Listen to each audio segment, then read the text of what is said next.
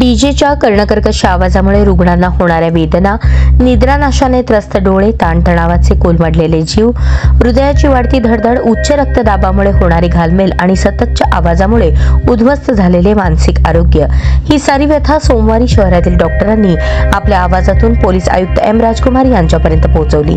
Solapur DJ मुक्त व्हावे या मागणीसाठी काढलेल्या रॅलीत डॉक्टरांनी हादरवून टाकणारे अनुभव पोलीस आयुक्तांसमोर मांडले.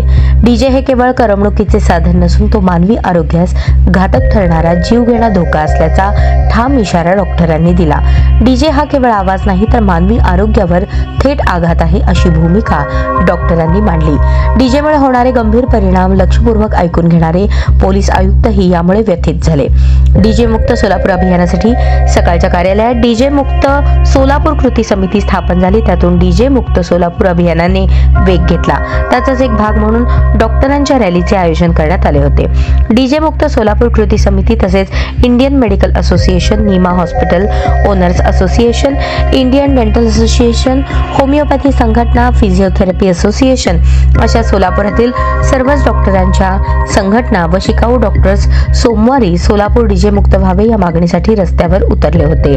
रॅली पोलीस आयुक्तालयात पोहोचताच पोलीस आयुक्त एम राजकुमार स्वतः रॅलीतील डॉक्टरांना भेटले. संवाद साधत सर्व डॉक्टरांना आपल्या केबिन जवळील हॉलमध्ये बोलावून घेतले. यावेळी प्रातिनिधिक स्वरूपात सुमारे 20 डॉक्टरांनी आयुक्तांसमोर प्रत्यक्ष अनुभव कथन केले. डीजेमुळे अनेक रुग्ण हृदयविकार, उच्च रक्तदाब, निद्रानाश, ताणतणाव, मानसिक अस्वस्थतेने त्रस्त आहेत. काही डॉक्टरांनी सांगितलेले अनुभव इतके धक्कादायक होते की यामुळे संपूर्ण सभागृह स्तब्ध झाले.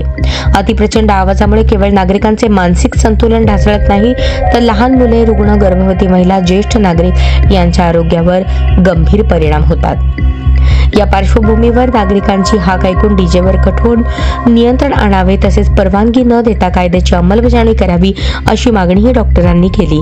या गंभीर मागणीवर आयुक्त राजकुमार यांनी सकारात्मक प्रतिसाद देत सोलापूर शहर डीजे मुक्त करण्यासाठी आवश्यक ती पावले उचलण्याची ग्वाही दिली.